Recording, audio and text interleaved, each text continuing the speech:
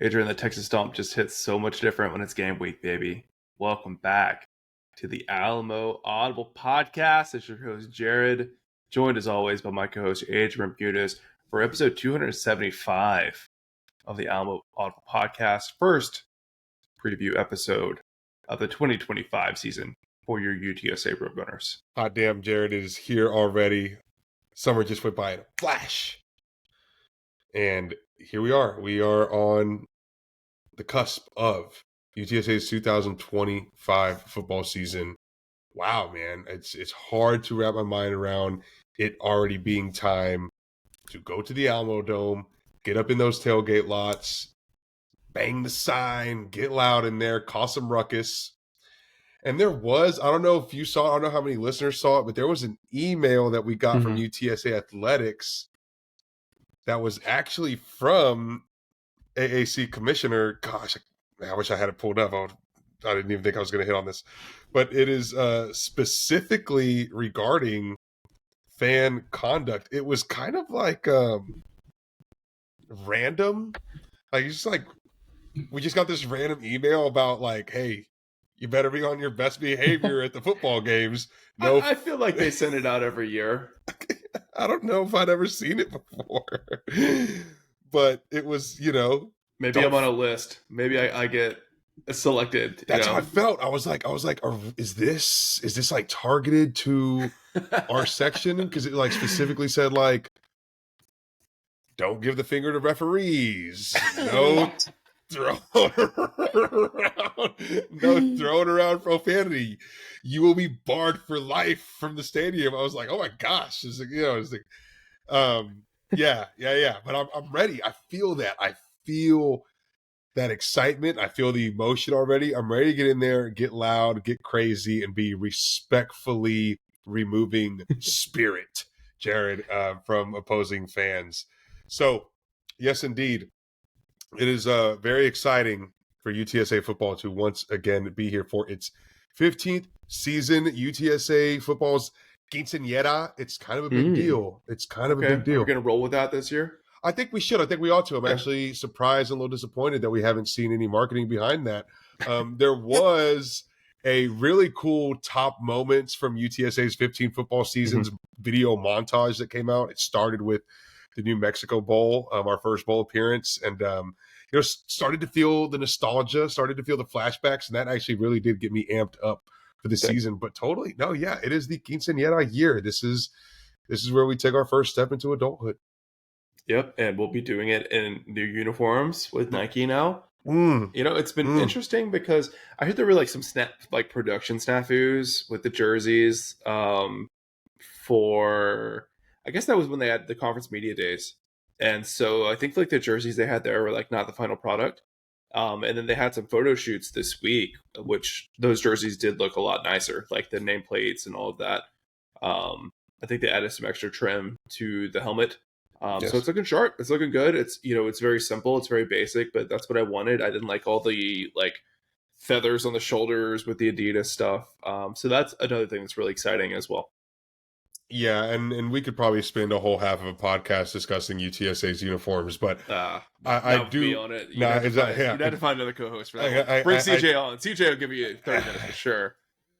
I do appreciate the simplicity of the uniforms from Nike. It does feel more like, old-fashioned football aesthetic when I see that uniform. Simple striping, good striping. I really like the new center striping on the helmet. The whole rowdy face on the sleeve, that feels like more like an alternate, if anything, like something that you wear like once every other year or something like that. But for the regular rotation, it was a bit excessive. It was a bit loud for a jersey. I'm sure we'll look back at it with fond memories though one day. So yes, a newly outfitted UTSA team coming into its 15th football season. And on the roster, Jared, that, it's a little bit different than we've experienced over the past under Jeff Traylor. I think he had to deal with the largest exodus of players than he's ever had to deal with. And that's just a sign of the times. He'd always done a really good job of retaining talent year in and year out through these the new transfer portal era. But as you know, NIL has gotten more and more lucrative, as the transfer portal has become more and more fluid. It was just a matter of time for this to happen. And it's not like the team got gutted. You still retain really all of the offensive talent that you had, which I think is more impressive and maybe even more important, especially in this league where it's all about Brandon points. High was like the only major loss on the offense, and Exactly. he still wasn't a starter. But you could say, wow, and I don't even know if Exodus is the right word for the defense because you graduated a whole bunch of talent too. You didn't just lose Yeah. it to the portal. You also just had guys age out Yeah, and and a move lot on of to the those next portal phase. guys, they were not expected to have the opportunity to come back either because they got that extra JUCO year ruling. So it's Mm-hmm. a really strange kind of situation, right?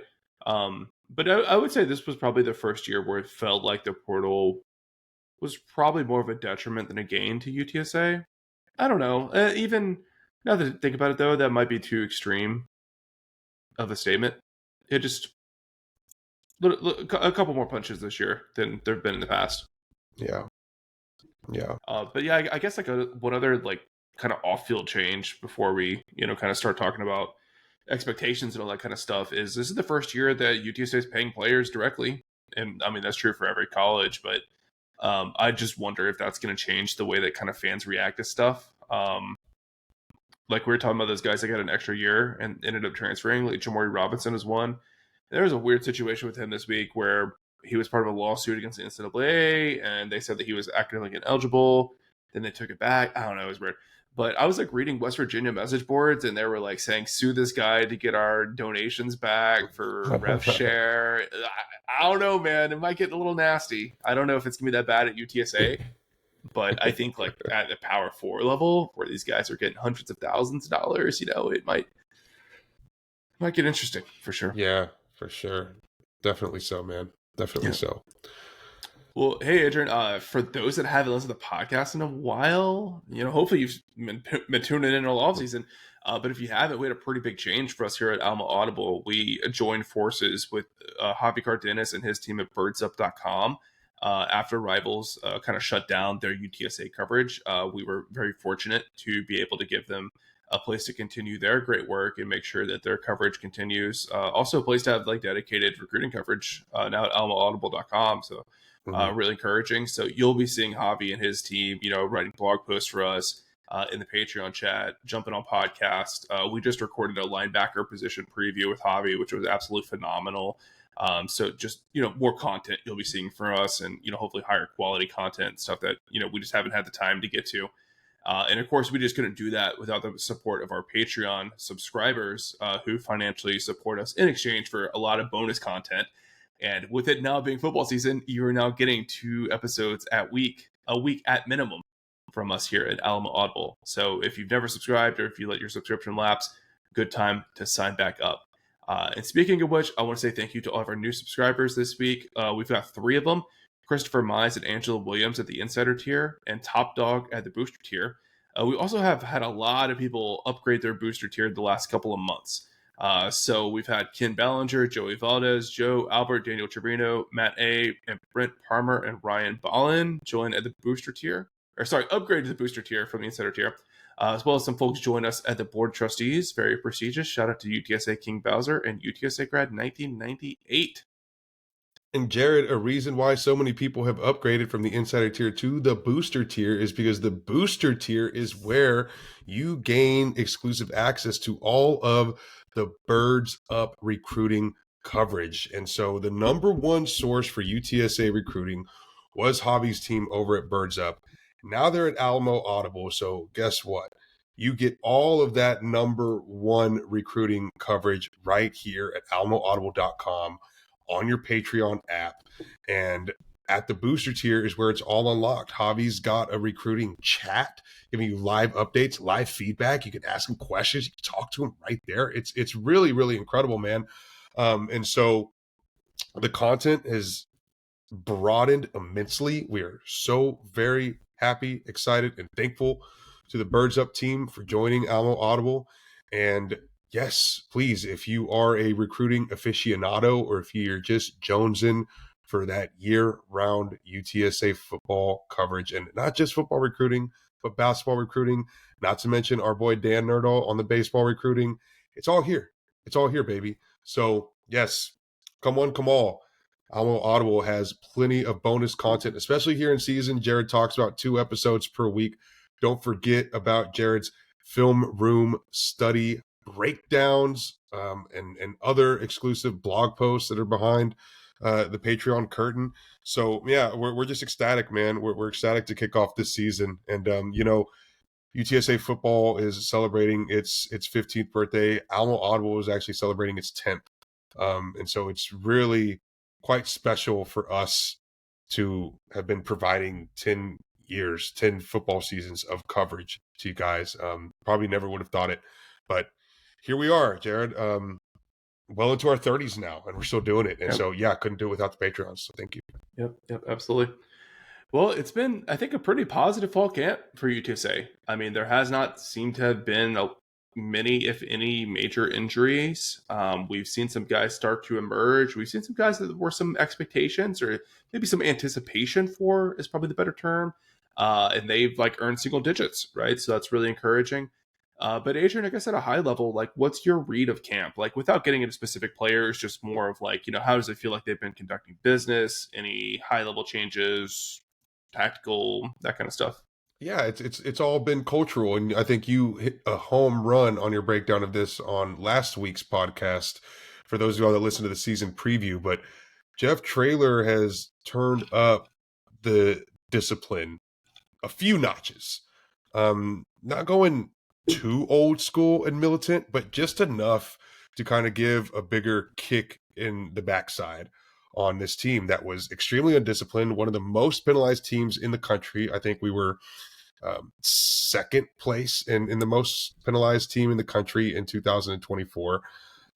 We had the same guys making the same mistakes, what Jeff Traylor likes to call boneheaded penalties.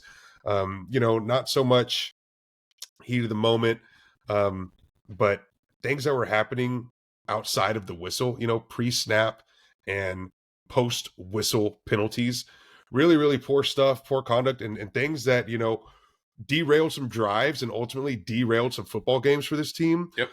In addition to that, another discipline issue, I think, was the inconsistent tackling that UTSA's defense has sort of dealt with, I think, for a couple of years now, with just poor tackle form and a lot of missed tackles going downfield, guys bouncing off the first contact and the second contact, opposing ball carriers bouncing off first contact and second contact and getting 3, 4, 5 more yards after the contact. And so this has all been widely, more so than anything, a discipline issue when we look at those two big areas of concern, maybe even the largest for the 2024 Roadrunners, especially the front half of the season.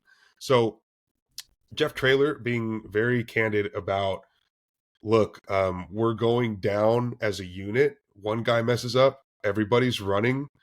You drew a great parallel to this, Jared, is, one guy commits the penalty, but the whole team suffers whenever that drive ends up in 7 points that should have been a 3 and out or whatever it is. And now, Jeff Traylor becoming very much aware of that, doing that self-reflection and saying, look, we need to be more disciplined. We need to be tighter between the ears. And we're going to run more because of it. We're going to be punished a little bit more because of it. And we're going to be better because of it.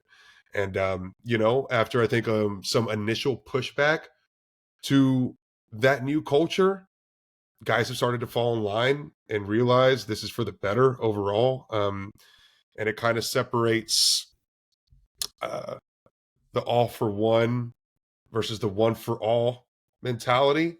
And it maybe even switches some guys over from being a little more self-centered to all about the team. You think back to that old football t-shirt we used to have, the team. So it seems like we're getting back to that, man. So I think, the culture change of being a little more regimented, a little more military with Jeff Traylor's coaching, disciplining guys. I think that is going to pay enormous dividends for this team on Saturdays. Yeah, and I think the culture in 2024 was probably worse than I think we thought it was. Sure. There were some pretty interesting comments and um, I guess like recollections that have come out during player interviews and stuff like that that didn't paint a very rosy picture of like the level of cohesion inside the locker room and just like the level of leadership expectations, right?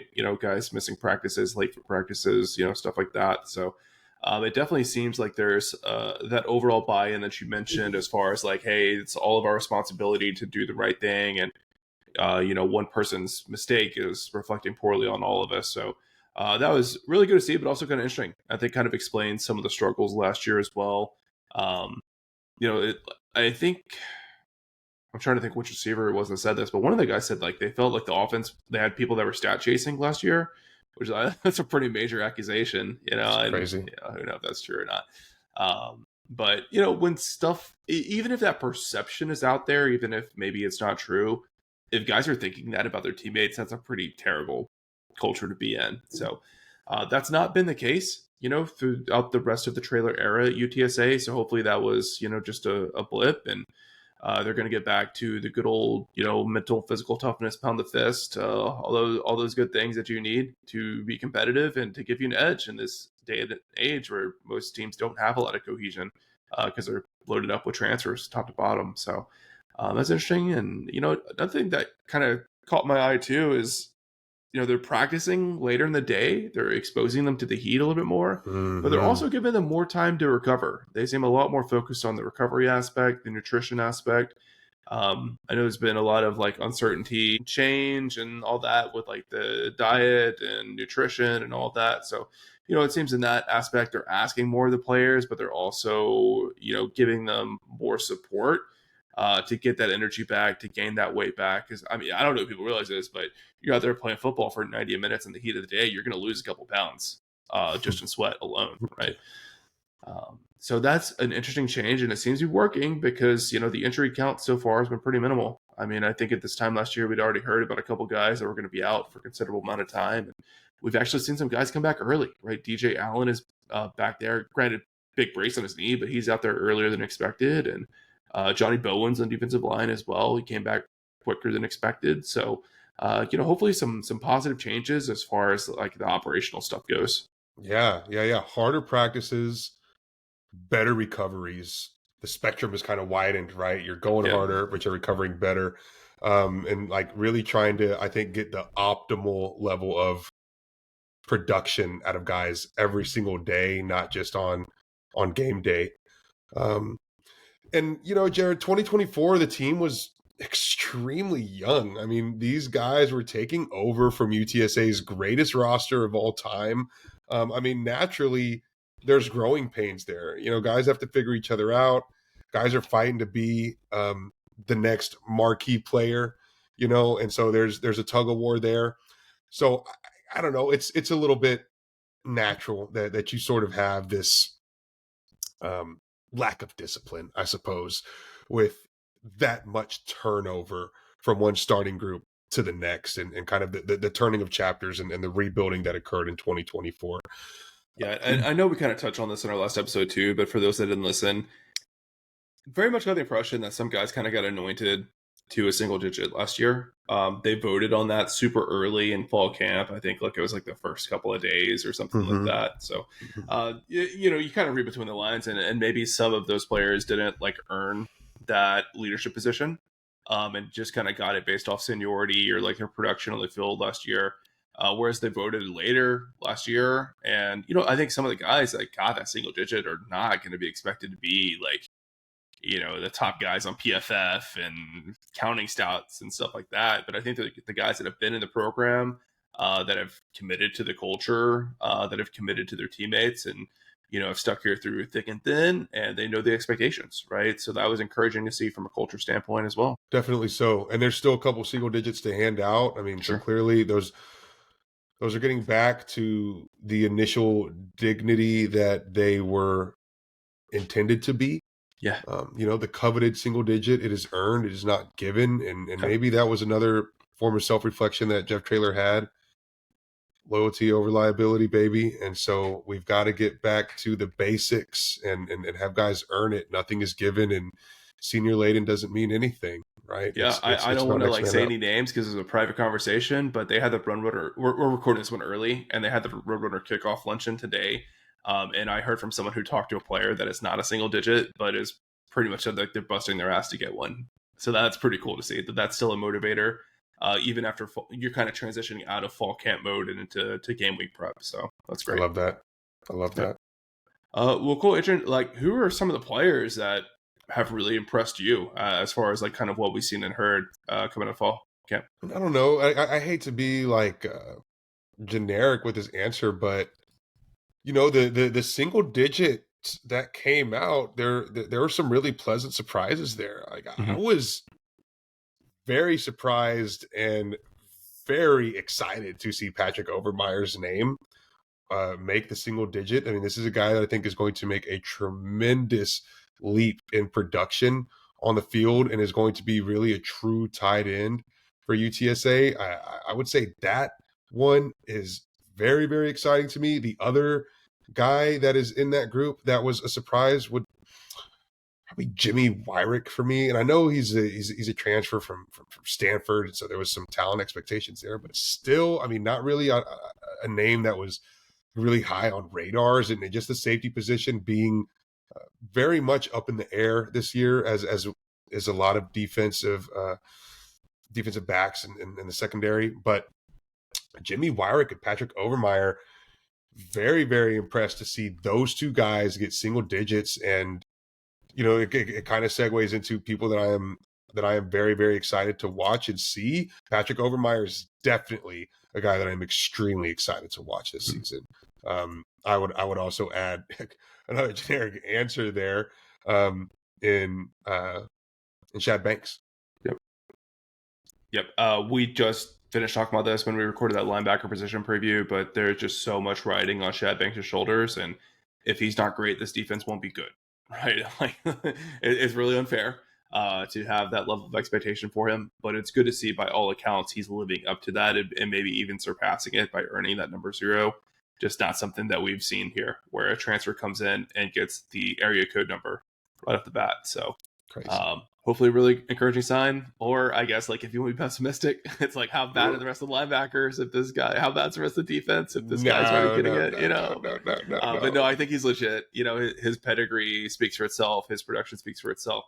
I'm actually going to expand the list outside of guys that earn the single digit. Please. Maybe like a little bit more off the radar. AJ Wilson is a transfer that I think a lot of people were really excited about. He's the guy who came in from Houston Christian, had a huge Yeah. career there, had a huge game against UTSA last year. We've seen a lot of clips of him making leaping catches, mossing and jumping over defensive backs. He looks to be as advertised, and I think he's going to be in that rotation at wide receiver this week against A&M. So really Ooh. excited to see that. Yeah. On the defensive side of the ball, I've been hearing a lot of good things about some defensive linemen. I think Cam Blaylock, the transfer from, is it Tennessee State? I think is it the FCS school that he came from, but originally signed with Memphis. He's been a havoc creator on the interior in practice, so expect to see him in the mix day one and potentially start in the next couple weeks, I think. And then Johnny Bowens, man, Johnny Bowens. you can't miss him. You can't miss him. He's a guy that's so disruptive. He's going to bring a new element. I think like when Joe Evans was healthy, he was like a defensive lineman that offenses had a game plan around because he could get so much penetration on any play. I think Johnny Bones is going to be that same kind of guy for UTSA. So hopefully he's good enough that he, is going to transfer again to a P2 and get a big payday. Oh, gosh. Hopefully he stays here for the hometown discount. But I've got really high expectation for him, and I expect a major breakout year from him. The Converse Judson pipeline could reinvigorate that, Jared. Very excited to land Johnny Bowens here. Transferred over from Oregon, by the way, but was still nursing an injury last season. So, I mean, really finally going to be in the mix. I have a feeling that he's jonesing to get out and get after it. And so, I mean, just the stature on this guy is so impressive. At 6'3", 300 pounds, a red shirt freshman. And just, all the talent in the world in Johnny Bowens. If this guy is really healthy, he's really going to be a force, man. I love that call. Yep.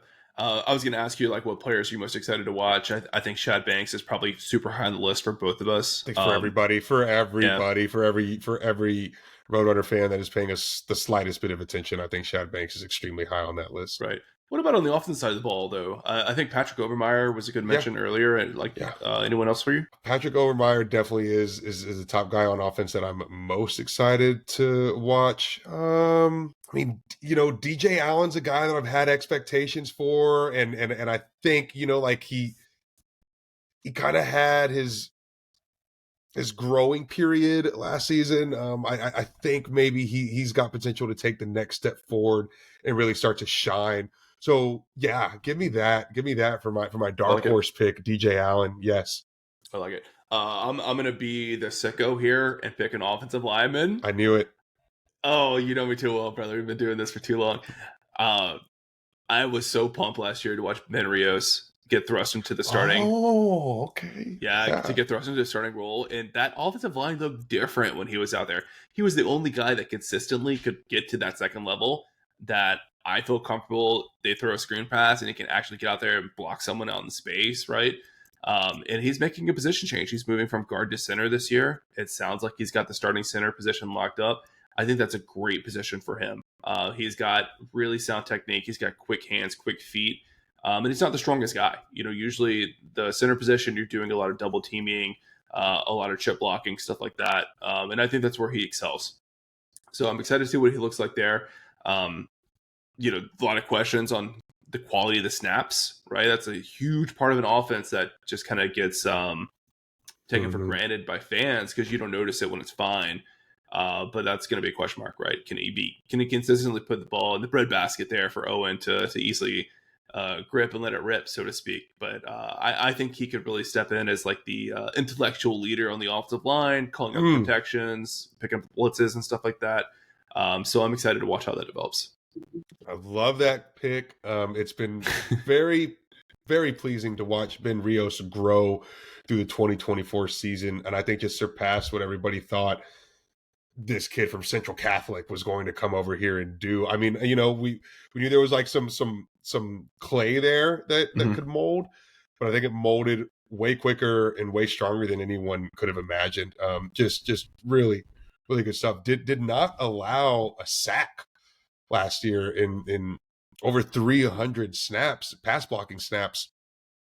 I think my question mark is, our previous centers have been a little bit larger than Ben Rios. Is that fair to say, right? I mean, like broad, wider. Yeah, CJ James was for sure. He was probably about 310. Yes. Who was the center before him? The guy who was there for a couple seasons. Yeah. I'm blanking on it. But I mean, that's just generally been how the offensive line has looked under Jeff Traylor. They've been really big guys and they've been strong. But I've always felt like the offense that UTSA runs, you're better off to have some guys that have some quickness to them. Guys that can get out, play in space, play with a fast tempo. They do a lot of RPO work, right? So I've always felt like that was a logical step, and having guys like Ben Rios along the offensive line, where they're not the biggest, strongest guys in the world, but they just got to hold that block for a second, right, to make that really quick. Ahufitu Maka. Maka. Yeah, that's a big boy. Yeah, he was huge. He's a massive force, brother. I mean, a massive force. Right. So him standing next to Ben Rios. Yeah. They got, different physical orbits around them. You know what I'm saying? Stark different for sure. Right. Dude. Yeah. So that's the one thing that's interesting to me about him going to center. Yeah, I think last question I want to discuss. I'm pretty. Well, I got two things. My question is, though, there's been a pretty positive conversation. I think we're both excited for the season. We think it's going to be a good year for UTSA and all of that. Sure, yeah. But leading into this game and this season, what are you still most concerned about? I mean, it's got to be the defense. Even like to not even just have to like hone in specifically. I think overall there's a lot of question marks on this defense. I mean, we've always been extremely sound in our ability to create havoc, to get into the backfield and create ton of pressure back there. Can this like new slate of names and faces put that together against a very difficult, well, maybe not very difficult, but a fairly difficult out-of-conference slate where you have to go against A&M. You have a revenge game against Texas State. You have to go to Fort Collins, Colorado, and play Colorado State in the elevation. And let's not scoff at UIW because they don't deserve to be scoffed at, and that's one that can sneak up on you. This and they is can throw the ball, and we know they're that much. very, very high offensive output. So They I got think a just 4-star quarterback, brother. we can sit here and rave about the talent that is on the defense, but we haven't actually seen them yet. So the jury's completely out, and really, whenever we get excited, it's all focused around like one half of the 4 linebacker positions, but secondary, all completely question marks. Who's going to be the guy to step up? Who's going to be a shutdown corner? Are the safeties going to provide the blanket that we need deep out?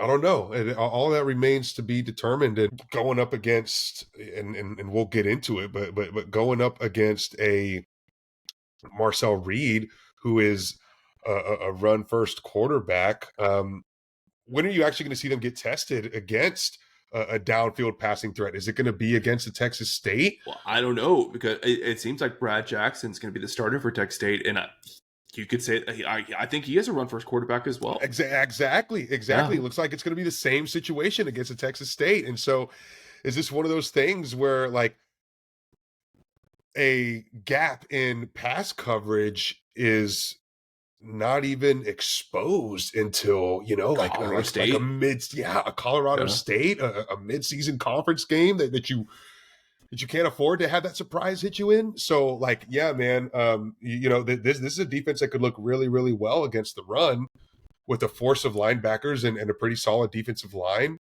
And then all of a sudden we get hit over the head week 4, week 6, week 7.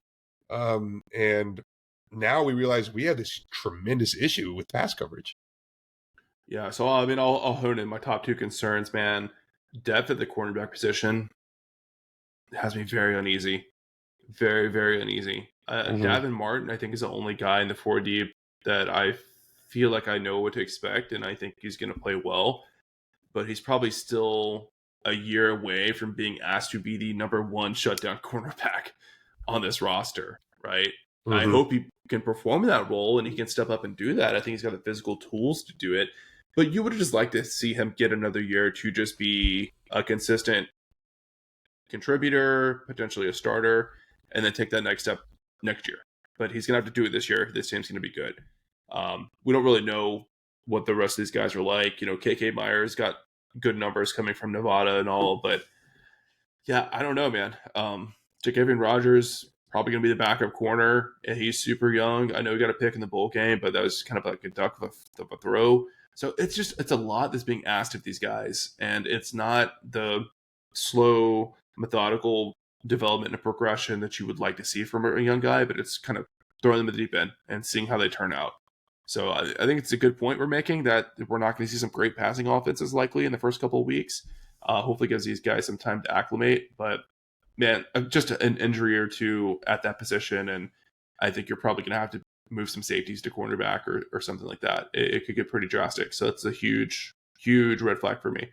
I have another one, and I really do hate to put this juju out there, but dude, in 15 years of UTSA football, you could argue that Owen McCown is the very first legit backup quarterback this team has ever had.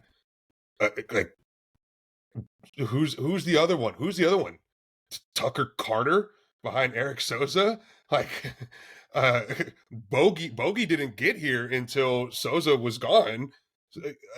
Immediately took over the reign. We've never had a backup quarterback. McCown's the only one. So 2 of the 15 years that we've been playing football, did we have a legit backup quarterback? Maybe just one with Owen McCown, and we still don't have that. And we have seen, we've been doing the podcast for 10 years now, we have seen a starting quarterback go down and this team be completely on the fritz with no answer. And it snowballed into some of the worst years of UTSA football. And even if Owen McCown gets a tweak where he has to miss 3 weeks, 2 weeks, it can derail this season. Mm-hmm. It can derail what you're trying to build in a you know new looking roster, new looking personnel. Um, it's scary, and I just can't understand why we never seem to have two snap ready quarterbacks on the roster at the same time.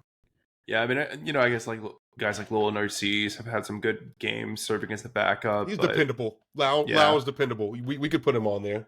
um, but yeah, I'm really concerned about that as well. If Brandon Tennyson is the backup, I don't think you can run the same offense. You know, I don't know if he can make a lot of those like pop passes to tight ends because he's so short. Like even like just getting the right arc over the defense could be a challenge for him, and I don't think he can make like some of those out route throws that Owen can pull off. So Right. if he does end up playing even a quarter's worth of football, you probably have to like revamp the playbook quite a bit to fit his pros, right? What he does do well. So yeah, I've not heard great things about how the offense has looked in the fall when Owen's not in the field. So huge concern there. I Mm-hmm. hope it doesn't come to Mm-hmm. it. I hope Owen stays healthy. But yeah, that's a great point, and probably why the over under for this team is 7.5 in Vegas, because I think if Owen were to go down, it's going to look pretty grim. For sure. Um, two other big areas one other big area of concern I have is the place kicking game. There Yeah, was big time. not a single digit player selected from the place kickers. It seems like there's still the battle between Petro and is it Jafar Murphy, the new transfer?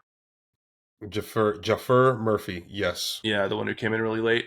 Mm-hmm. So I don't know. I don't know what either of those guys can do, but I know that UTSA is going to have a good kicker. We'll see, man. I haven't heard or seen anything that's giving me optimism. Like I think we've heard for like the linebackers, like we've heard for the offensive line, like we've heard for the defensive line. So that's another huge area of concern. And hopefully Owen just throws the dang thing into the end zone, and it's all gravy.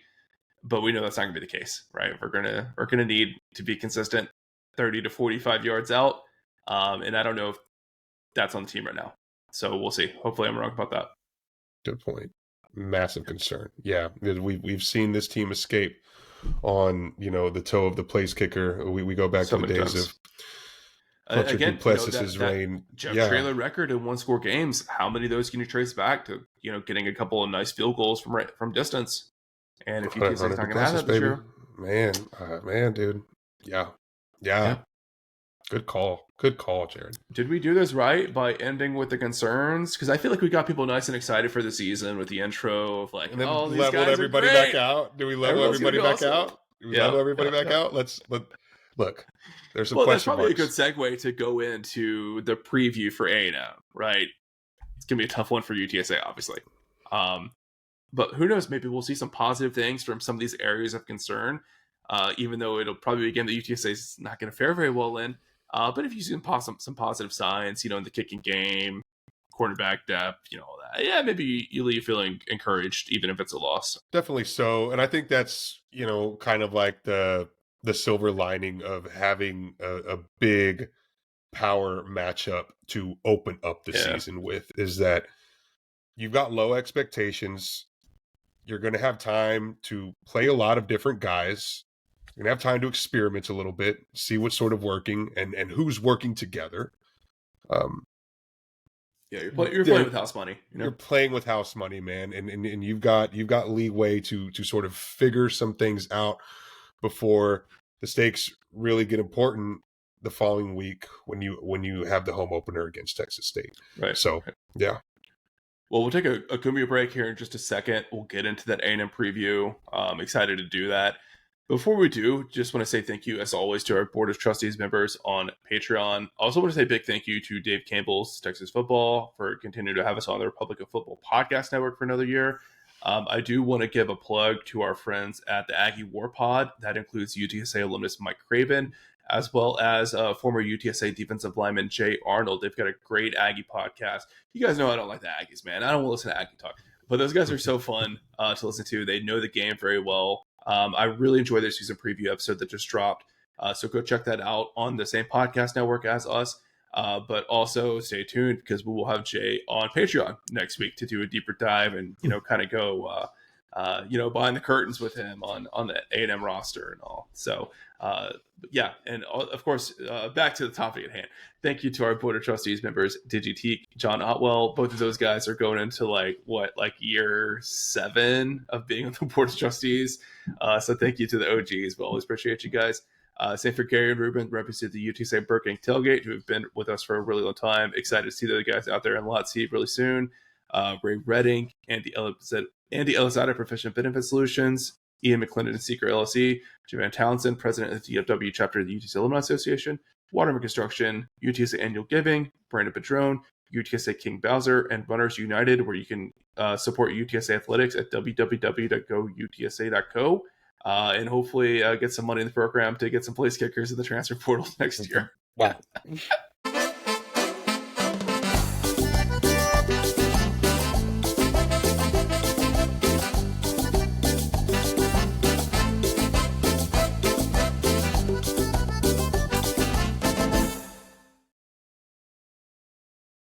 All right, guys, welcome back. Hope you enjoyed the first Cumbia break of the 2025 season of the Kinsei season, as Adrian has dubbed it. Yes, sir.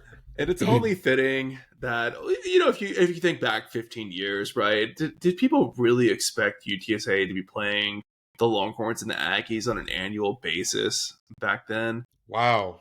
I don't know. I mean, I guess we had games scheduled with like Oklahoma State and Baylor. So I guess there was reason to dream, but now it just feels like kind of an expectation that UTSA is going to play one of the top 2 programs in the state annually, and in some cases compete pretty well. UTSA had one game against UT that they went to the fourth quarter in a competition, and then they had a game against A&M a couple years back where it was a dogfight down to like the last 2 possessions of the game, right? Yeah. So yeah, cool to see. One day UTSA is gonna snatch that victory, and it's going to be glorious. But I think just being on the same field as those programs and being on a major broadcast spotlight, right? This game's going to be like a 6 p.m. broadcast on ESPN week 1, right? It's just absolutely phenomenal, and just gives that credibility, I think, to like the more casual college football fans out there, and just your coworkers and stuff that don't really realize that UTSA has a real football program that can play with the big boys, Yes, Jared. Wow, man. I hadn't even really considered that 15 years ago. I mean, in Oklahoma State, a Baylor, a Kansas State, and even those only happened once like every 3 years or what have you. And that's like entry level power opponent, right? But when you talk about a Texas or an A&M year in and year out, pretty special to reflect on a 2011, a 2014, and consider.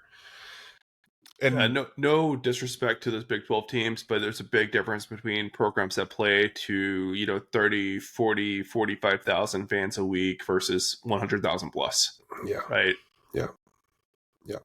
That's massive, man. And dude, 6 p.m. on the 4-letter flagship ESPN on opening college football Saturday. I mean, this is a game that, the game day crew is going to be discussing, and not just like glazing over on like the underdog picks or whatever, the over under and the spread lines, but actually spending time on A&M's opening game, and mostly talk about A&M, but UTSA is going to be in that conversation, right? And Owen's going to get some love on those segments, right? A ton. Yep. And this is every single TV and every single bar and grill sports bar across the United States. UTSA is going to be on it.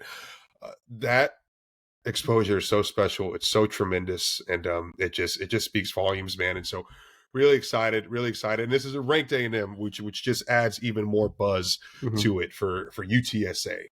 So fantastic to be on the opposite side of the field in Kyle Field. Man. Right.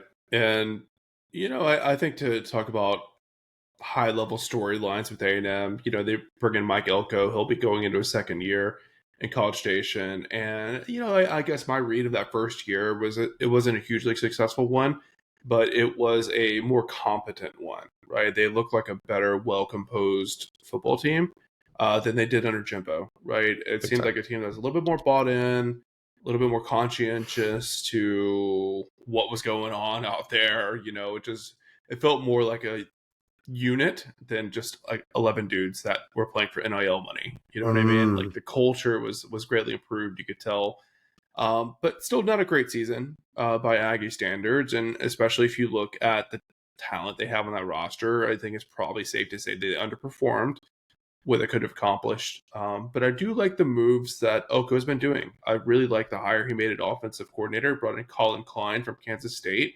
Obviously, if you're a college football fan, you know Colin Klein was just an incredible quarterback for KSU, and you know was really a hero for them there. And he did a good job, you know, leading his alma mater as an OC. Kind of tells you something about the state of college football right now that a guy that you know probably gonna have a statue there one day leaves his alma mater to go coach for you know a former conference opponent. Um, it's crazy. I know. I'm sure it's a lot of money. But to tell you something about you know how you should feel about your chances at a national championship if you're a Big 12 team. I think Colin Klein's going to be a good fit for A&M for the talent they have on that roster, which we'll get into. Um, Pretty innovative. I think he does a good job of kind of expanding that run game and making it a little bit exotic.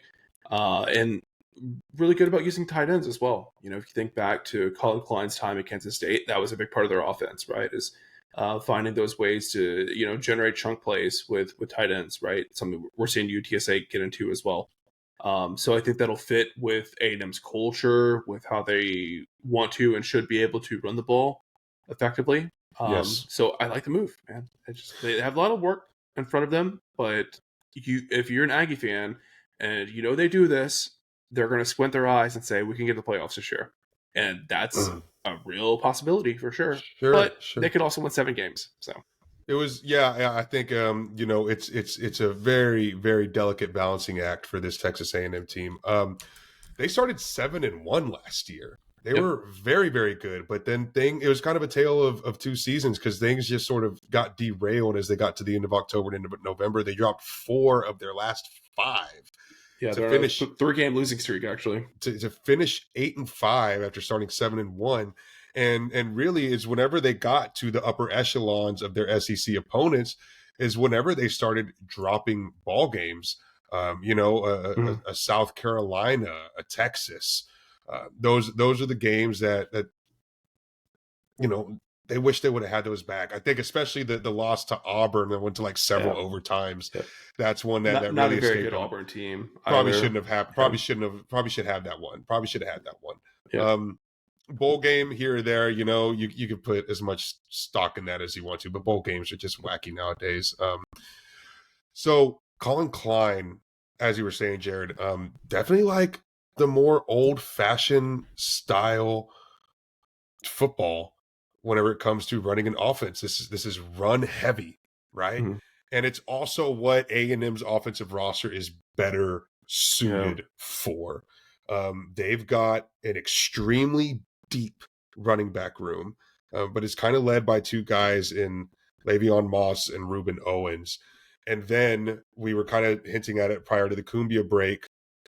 Marcel Reed is a run first quarterback. And so this is a team that does really, really well on the ground. And also, every single offensive line starter returns from 2024. So you talk about beefy on the ground. Yeah, extremely. And going to be a hell of a workout for UTSA's defense and sort of their first time playing together as a unit with all these new faces. This is going to be a very very tough predicament for this defense to go up against. You know, hogs up there at the offensive line, and very very good feet carrying them. Yeah, they got some big nasty dudes up front. They've got probably 3 guys have got a really strong chance of getting drafted. Trey Zune is a big standout. He's moved around that offensive line quite a bit. Really, really talented player. So, I am a little concerned that that offensive line beats up on the defense quite a bit Yeah. and, Yeah. has, it hurts the confidence and, maybe hurts them physically, just like beats them up as well. So we'll see where that goes. But I think if you're UTSA and you had to pick between facing an offense like this, like the 65% run, 35% pass, versus an air raid team, you'd probably pick this offense, For sure. just given all the question marks that UTSA has in the secondary and all. And I think they'll have their chances to kind of take advantage of some of those weaknesses that we anticipate the Aggies may have on the offense.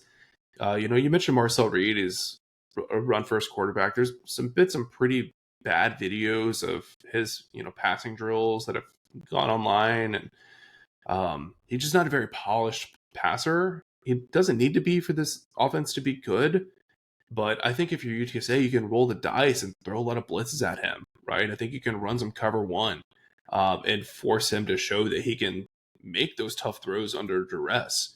Hopefully UTSA can send 6 and consistently, force him to go through his progressions really quickly and get the ball out. But he's still developing as a passer. He's not super clean in the pocket, but he's got that ability where, if there's nothing there, he just tucks in and runs, and can turn it to 30, 40, 50-yard touchdown run. So Yeah. you got to be careful with it. But I do think that just where UTSA is at a defense, a defense right now, it's probably a better matchup than vice versa of a team that can't run the ball, but does have a super electric passing offense. Marcel Reed ran the ball 116 times Oh my in God. 2024. That's crazy. I wonder how many times Bryson Daly ran it for Army last year. Marcel Reed threw the ball 240. Wow. 240 pass attempts to 116 runs. It is wild distribution, brother. Insane. But I think you hit the nail on the head, Jared. This is what you would much rather see for UTSA's defense rather than an air raid team, just because there's way too many question marks in the secondary and the defensive backs, whereas you've got some continuity, you've got a lot of production, and then you've got a lot of talent on the front 7 of UTSA's 3-4. So this is something that you've got to be more optimistic about. Letting those guys and yeah, look, it's going to be very difficult for them to go up against this offensive line. But if they can withstand and sort of hold their own, you're going to be extremely optimistic about the front 7 going past A&M and having to see every other offensive line that they're going to face for the rest of the season. Sure. After that. So, yeah, man, pick your poison. This is definitely the one that you want. But yeah, can they get out of hand on the ground game and really start running it down UTSA's throat, and then get guys tired enough that Marcel Reed can now start taking some chances and letting some balls fly? Yeah, probably so. Mm-hmm. But is that a good thing for UTSA? Maybe. If his passing is still as not quite as sharp as it was last year, maybe you get a couple balls, get lucky, and maybe force a turnover too, get an interception, get a pick, and UTSA can keep this thing within reach, but it's a 22.5 point spread for a reason. And I think a big part of that is the offensive line and the ground attack that A&M is going to be very dominant at this season. I mean, it is what it is. They're going to be extremely dominant at that. One thing I'm really curious to watch is if Colin Klein is going to treat this game as kind of a passing tryout for Marcel Reed. Are they going to see if he can move the ball through the air against a defense that objectively from the outside may not be that good this year? Yeah. Certainly does not have a lot of standout players in the secondary to point to. So if you want to give him a confidence boost or see what he can do through the air, it's probably a good opportunity to do that. And if he can't get the job done, all right, well, let's go back to what we're planning on all along, which is ground and pound with, two 4-star, 5-star running backs. Interesting. So instead of getting enough comfort from the ground game first and then letting Marcel experiment a little bit, maybe the opposite. Seeing what Yeah, Marcel can do out of the gate, because yeah, we know we can fall back on the ground game and we'll be just fine against UTSA. right, exactly. Especially as that defense gets tired for UTSA. Wow. So we'll see. We'll see. They could go either direction with that, or they could try to be balanced, But I think that's the hope if you're a UTSA fan and you want to see this game stay tight, stay competitive, is A&M does ask Marcel Reed to do a lot of passing the first quarter, second quarter. He's struggling a bit. He's not hitting his spots, maybe a turnover or two. And then UTSA has the opportunity to keep it a competition. Can they do that for 4 quarters and shock the Aggies in College Station? I don't know. But I think that's the path where you could see this game being close. Just like last year, A&M only beat Bowling Green by 6 points last year, right? So Yeah. they're the Aggies just have a history of losing a lot of these G5 games too. They lost to App State a couple years ago. Oh, yeah, it was I a big remember one. lost to Arkansas State. So they have these slip ups, right? That is something that we've seen from them throughout relatively modern history. So Yeah, that's the yeah. blueprint, right? Good point, Jared. The Marcellus Reed's arm, just beyond UTSA, is going to be the determiner of A&M's offensive fate and success, Mm-hmm. and No the doubt. difference between winning 7 games or winning 10. He will have some help as North Carolina State transfer KC Concepcion comes Fun name, into by the way. A&M. The 2023 ACC Rookie of the Year, a freshman All-American, poised to be the number 1 target for Marcel Reed. And one of those things where if Marcel can generally put it in the right area, KC will come down with it. And KC good enough probably to dust most of UTSA's secondary. And so if he's got himself the separation that he probably will, Marcel might not have to get it right there in between his numbers. Mm-hmm.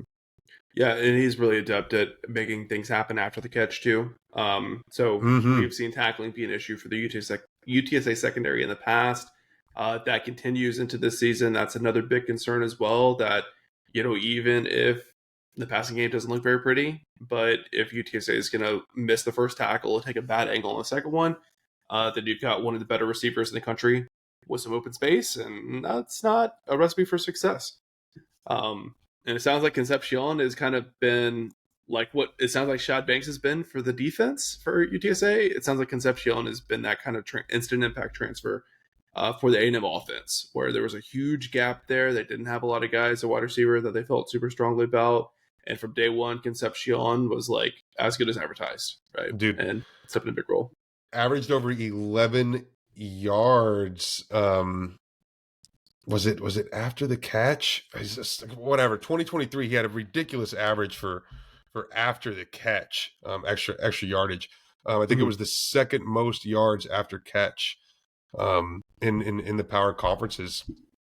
Dude, really, really impressive stuff, Casey Concepcion.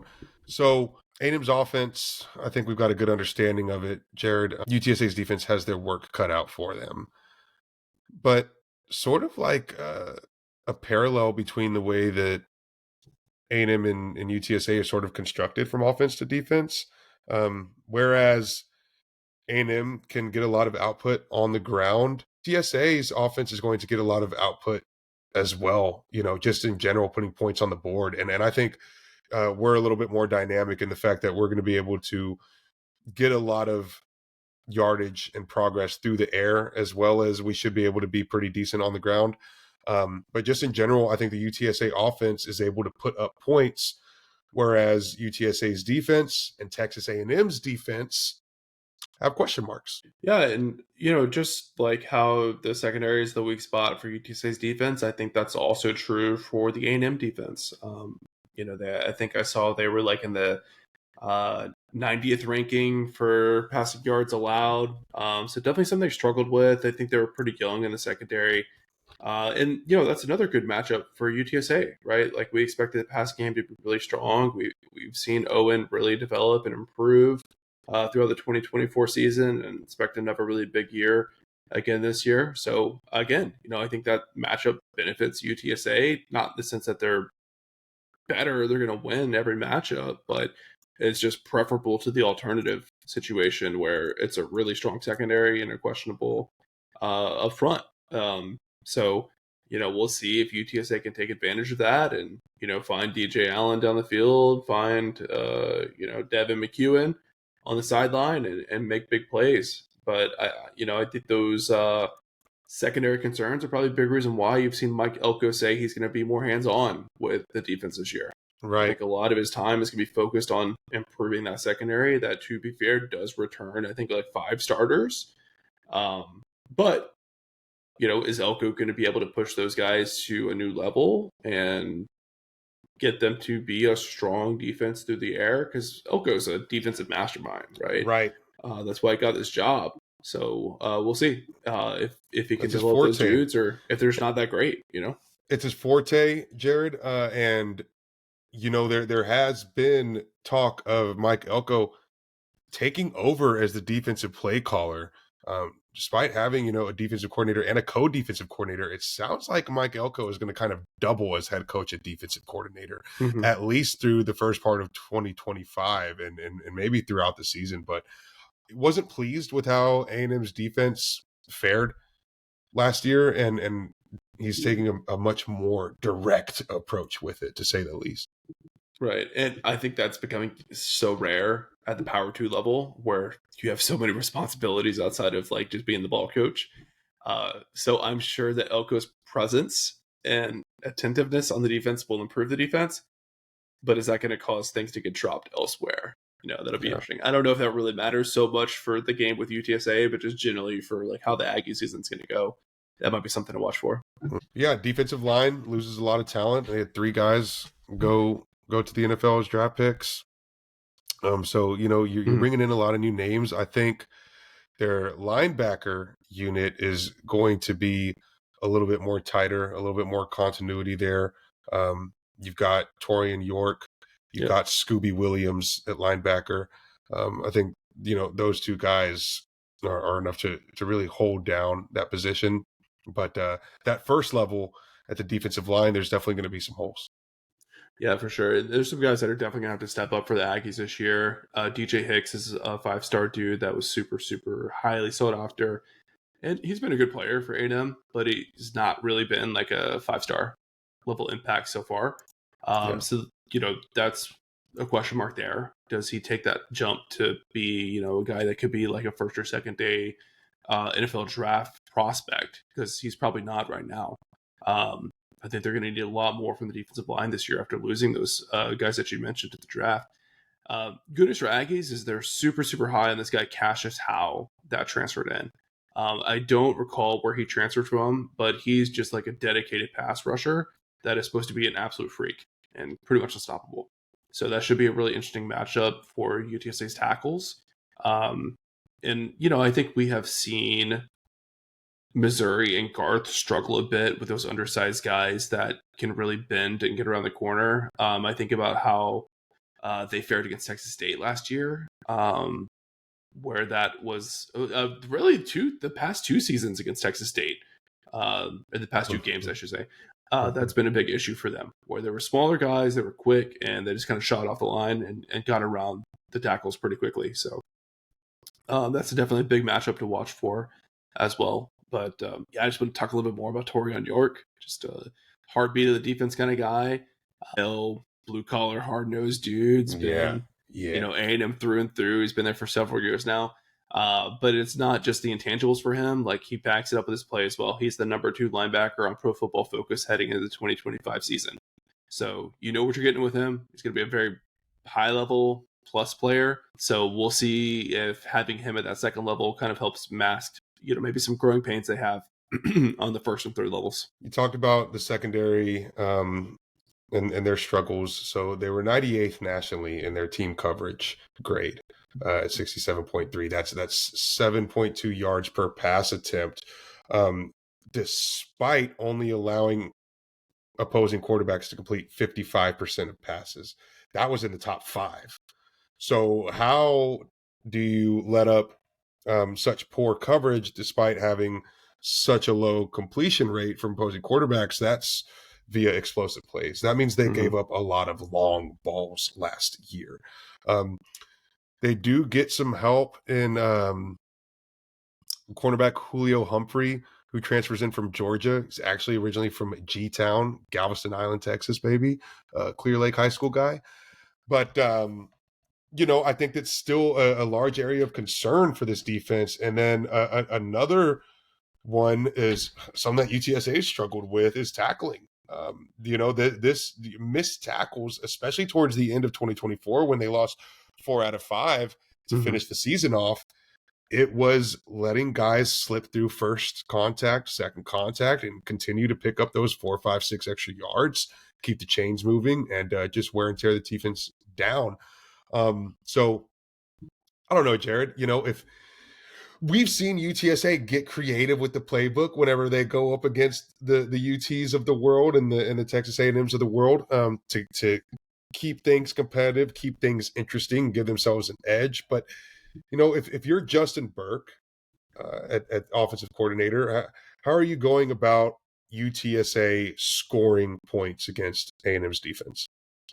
Well, I'm gonna feed David Amador as kind of my go-to plan. I think he's super reliable to keep the chains moving on the shorter pass plays and to kind of get a little bit of wiggle room for those extra couple of yards to turn that 5-yard route to a 7-yard gain. I think it's going to be really key. Try to spread them out as much as possible. Try to always account for Cassius Howe and make sure that you've got help. And that's where UTC having all those tight ends that are ready to contribute is really big, right? Because you can have Houston Thomas, covering wherever Cassius Howe's out, and then you got like Patrick Overmeyer, Dan Dishman, maybe in the slot or at an HVAC position, right? So you still have that, pass catching threat, right? And you keep the Yeah. defense on their toes. So that would be my main thing. I would be a little wary about taking like big shots early on. I try to, kind of chip dink away a little bit with the underneath routes before going like, all right, 40-yard bomb to McEwen. Like that'll come hopefully. But that would be my approach at least. Some dink and But dunk. Adrian, just real quick, I'd be remiss not to say that I do not endorse your statement that Clear Lake is Galveston. I just want to make that He's clear. from Galveston, but he went Okay. to Clear Lake High School. Okay. Originally from Cool. Galveston and then went to Clear Lake High School. Should have specified that. All right. No. As a Houstonian, trust me, that is spot on correct. Yeah. No. All right. I'm glad to clear the air there on the record. Yeah, no, absolutely. And I apologize to any Bay Area Houstonians that take offense to that. I don't know how many of those that we have tuned in, but there's a lot, honestly. Yeah, I would like to think I can so. think of a handful. But man, once you get to like leagues, it all just kind of blends. League City, Texas City, Santa Fe. Is there a difference? Yeah. Come on, it's all the same freaking place. We're going to Kima, okay? Yeah, seriously. All right. Jared, once upon a time, UTSA got its first Power 5 win in Waco, Texas against Baylor, and it was like a plus 800 money line or something. And I got on this podcast and I told people to take that money.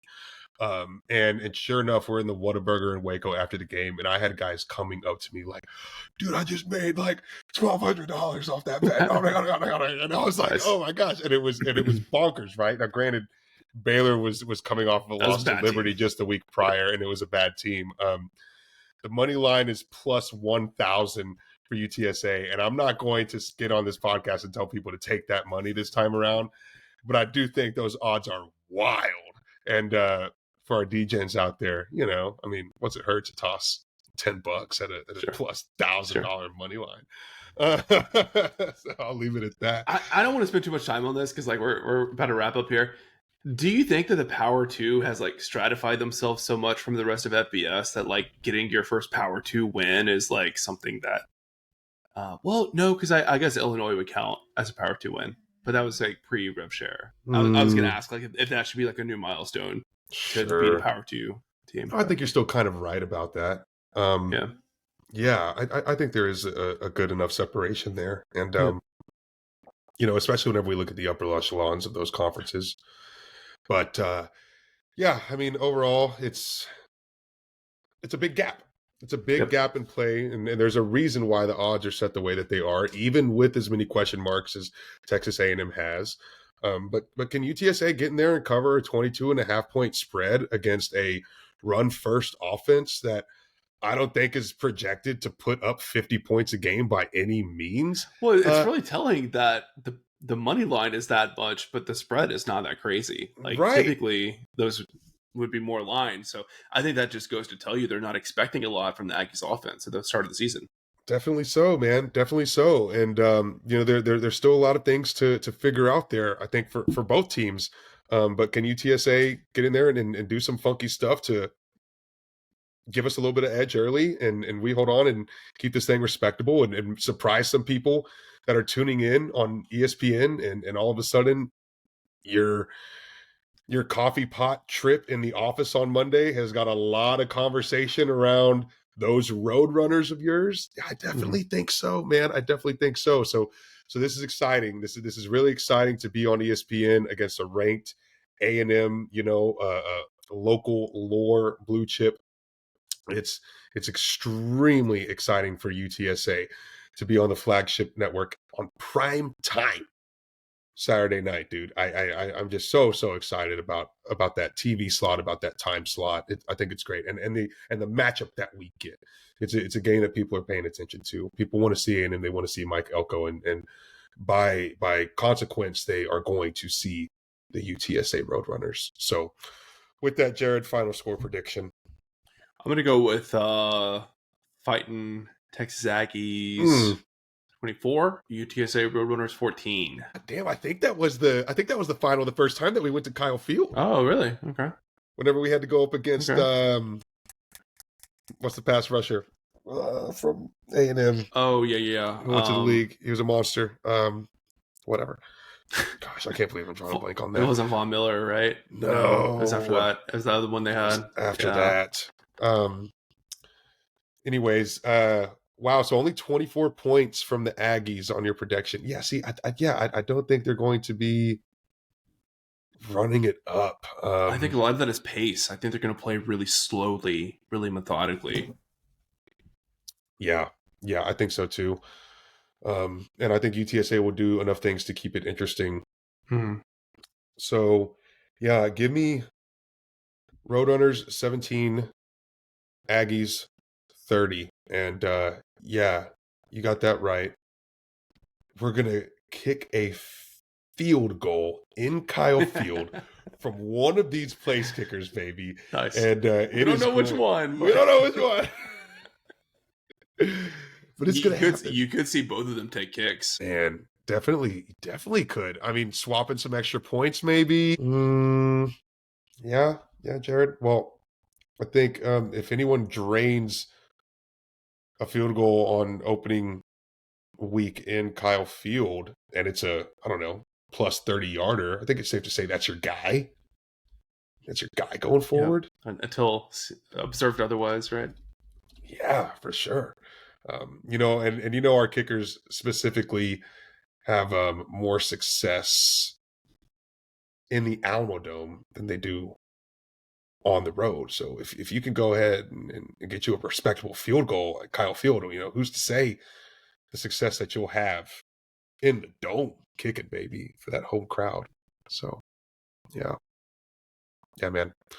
It was 2016. It was 23-10 A&M. A very, very respectable first outing at Kyle Field in 2016 from the Roadrunners. Yeah. So there you have it. First game preview in the books, baby. And for those that are Patreon subscribers, again, we are going to have an exclusive interview with Texas A&M later this week. You'll get your Patreon episode with some extra A&M insight. And so thank you to the Patreons, especially the big money donors who this would not be possible without. That is Ben Tovar, the Bunch family, Zach Espericueta, and the San Antonio Podcast Network, Alejandro Benavides, Dan Nerdall, our host of Around the Birdbath podcast, Jacob Cavazos, the board president for the UTSA Alumni Association, John Nally, Rick Cortez of Rowdy Road Grillers, Sumner McDaniel, Joe Rodriguez, UTSA grad 1998, and Home Field Apparel, where you can use the discount code UTSA Wants Home Field to save 15% on your first order. Also, on top of that, you can also get your game day gear right here at alamoaudible.com fan shop. So, 'tis the season to stock up on new game day gear. Home field, Alamo Audible fan shop.